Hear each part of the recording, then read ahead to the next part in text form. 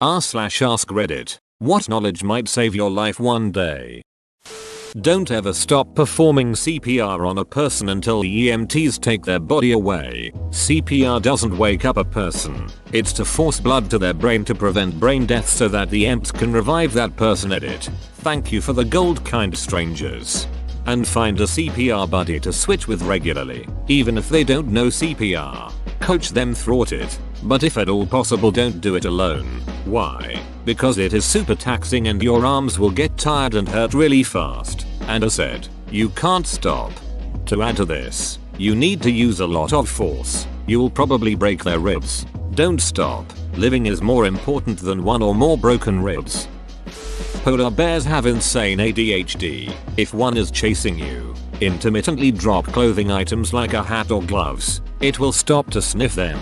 Normal prey animals don't shed whole pieces of themselves. The bear will be perplexed. So on Reddit somewhere else. If it's brown, lie down. If it's black, fight back. Edited. Thanks you/Thorscope. If it's white, good night. Seriously, brother-in-law was up in the Arctic. They are scary creatures. From the minute they see you out in the open, they see you as meat. Edit. My first silver.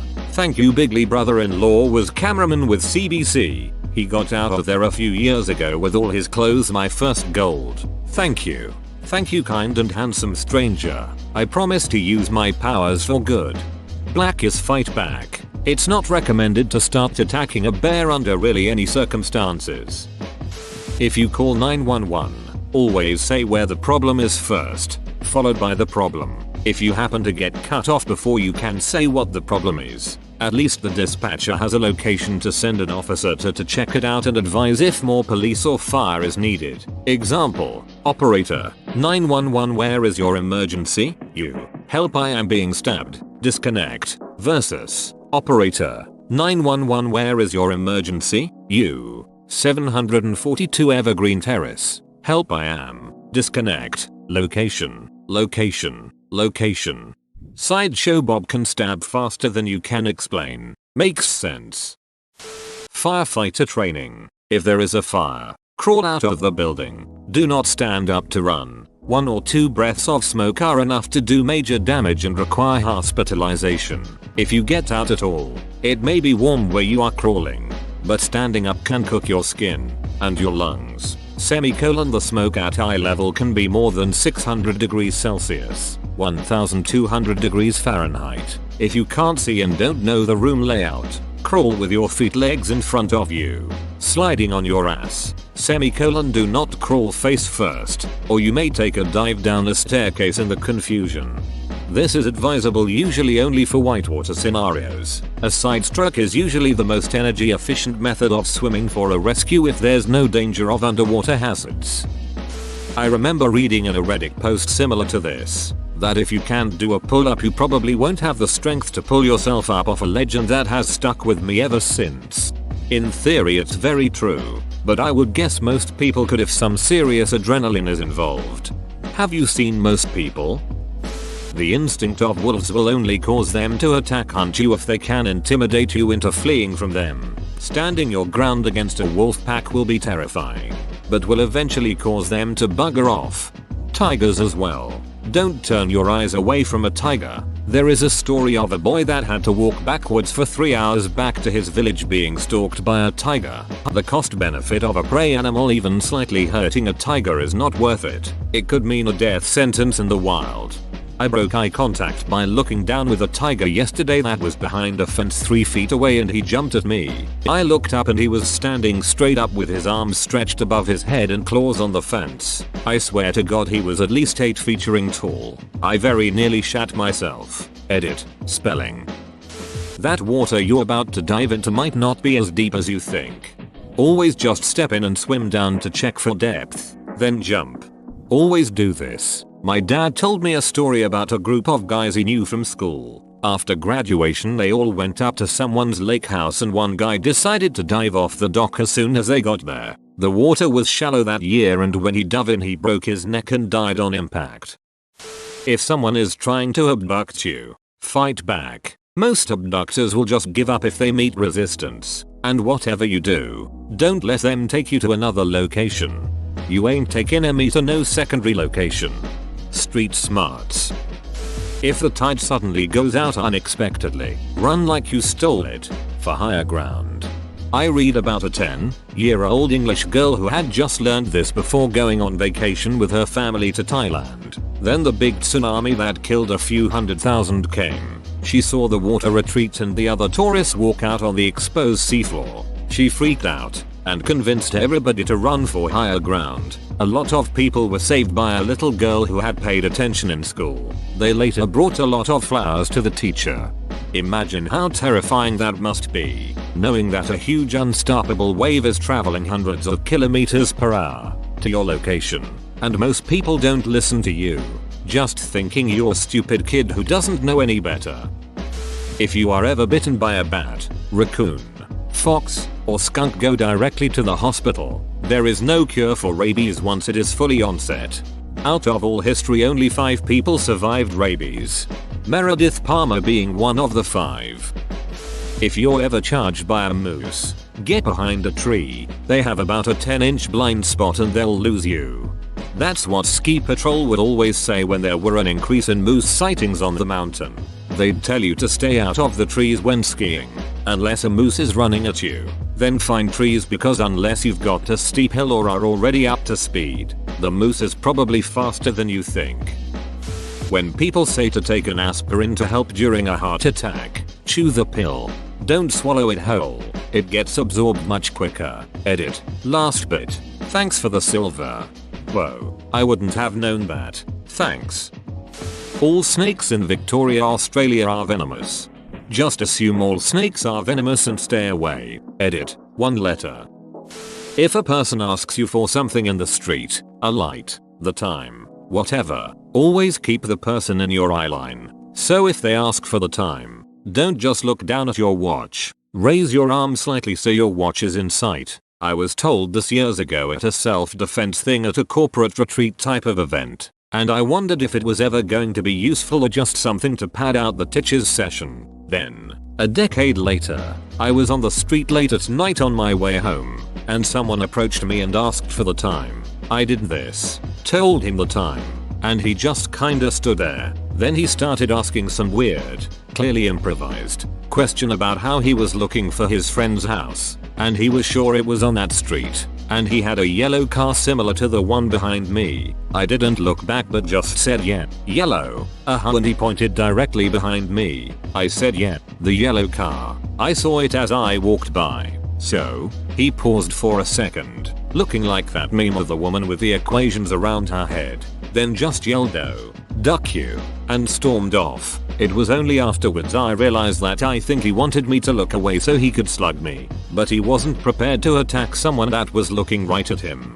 I used to bicycle commute through a bad neighborhood. 99% of the time I had no issues. I had an old bicycle and didn't look like I had money. One morning though, 14 stepped into the street, forming a loose line across my path. One said, "Hey man, got a light?" and I knew that it was bullshit. I didn't slow down or talk with them. I looked one of the kids directly in the eye, aimed my bicycle at him, and pedaled as hard as I could. He instinctively jumped out of the way, and the others were caught off guard so they didn't attempt to grab me.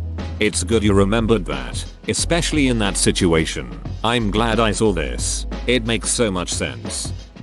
If you've been buried alive in a standard coffin, stay calm. If you are alive, you haven't been buried that long.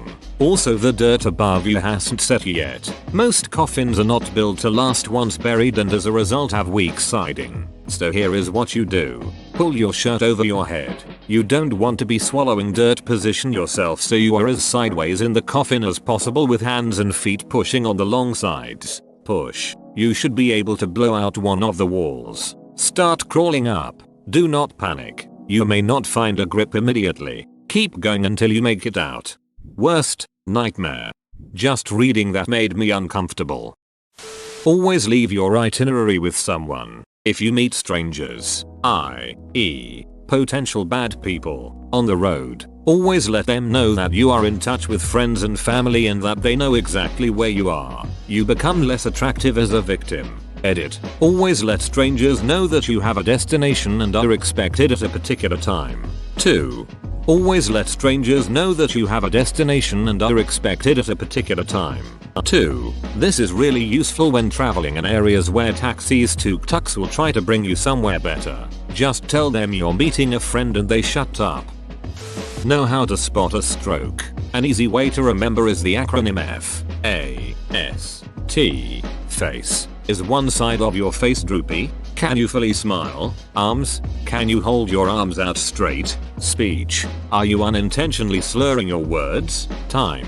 Call an ambulance right away. Time is of the essence. Edit. RIP inbox. There's a few things I should add to this. Based on what some others in the medical profession have said below, the acronym is now B-E-F-A-S-T. It is adding balance and eyes. Also, in regards to time, call 911 immediately, but also try to find out when the symptoms started. If they just started, make note of the time. Otherwise, try and find out from people who were around. Finally, you do not have to have all of the above symptoms in order to be having a stroke. One or fewer is possible as well. BE-FAST is just a good acronym that is easy for the public to remember. In addition to a few other people who helped add to my original post, here is one in particular that I thought was well written. Time should also be note the time the symptoms came on, as there are some medications that can help but only in a specific window. So note the time and tell the EMTs when they arrive. If you're unsure about the movement of a tornado, put a straight object such as a tree or a street light in between you and the tornado. It'll make it way easier to see which way the tornado is moving. If the tornado appears to not be moving, it's coming right at you. Edit. Usually the only reference you will have is the width. If it doesn't appear to be moving but is getting wider, it's coming towards you, at which point you want to move perpendicular to its movement. Thank you /start button for clearing that up. In my experience, the easiest way to check if the tornado is getting wider is using an object such as a light post. This is the stuff that makes the hairs in the back of my neck stand up. I have never seen a tornado, but Jesus duck, the thought of one coming straight at me is just so awesome and creepy. Or directly away from you. Either way, that's not a bet you wanna take when your prize is being able to just kinda sit here. If you have to get out of a moving car, then put one foot down and take a step. Don't just jump out. This will reduce your speed immensely. Sure, you will fall over, but at a much reduced speed. A stuntman told me this. I had to leave a moving car that was going about 40 miles per hour. I was pregnant. I had a medium-sized purse and a pillow. The man driving the car had said he was going to kill us both if he couldn't have me and was going in and out of oncoming traffic. I grabbed my bag and pillow and held the pillow across my stomach and opened the door and thought, if I go like a rag doll except my arm holding my stomach and my other arm with my purse covered my face. But everything else I tried to relax. I stepped out and let myself fall and roll. It was amazing. I ended up with just a handful of bruises and scrapes and I was fine. And my daughter is 14 now. We made it. Oh my god, that's awful. I'm so glad to hear you and your daughter are okay. Couldn't imagine that scenario if I tried. What won't kill you in Australia? The wildlife. What will kill you? Getting lost in the outback. If you're lost and out of fuel, stay with your vehicle. Move as little as possible during the day and stay in the shade. Conserve water. Rip off wing mirrors to shine at any search planes. You can drink your urine approx 1-3 times before your kidneys start to pack it in. This is absolute last resort. To be fair, the wildlife can also kill you. Plot twist. Lost in the Australian outback and a roo enters the passenger seat, points a gun at your head, and tells you to relocate. EMT here. If you're ever choking on food in a public venue, do not go to the restroom to avoid causing a scene. Almost every death I've seen from people choking are found unconscious in a bathroom stall because they were too polite to seek help. I feel like if there's any situation in which it's okay to not be polite, it's when you're choking to death. 120 people will get bowel cancer in their lifetime. You need some sort of screening starting at age 45-50 depending on your family history. Any blood in the stool needs to be checked out. Early cancers can be completely cured with keyhole surgery. You don't have to die of bowel cancer.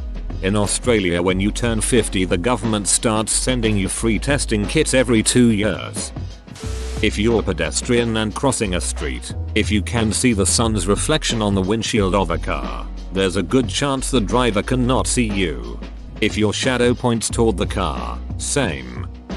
If you've been carjacked and the carjacker tells you to just drive, take whatever chance you get to wreck. At minimum, you're getting emergency services involved, meaning it's more likely they'll be caught, and there's a chance you'll incapacitate or even kill the carjacker. Of course, there's also a chance that you might not survive, but if they're taking you to a second location, odds are you weren't going to come back anyway. Whoa, you made it to the end? You're a ducking beast. I'll cut you a deal. Smash like and subscribe for more curated content, bruh. It's free and that's a great price.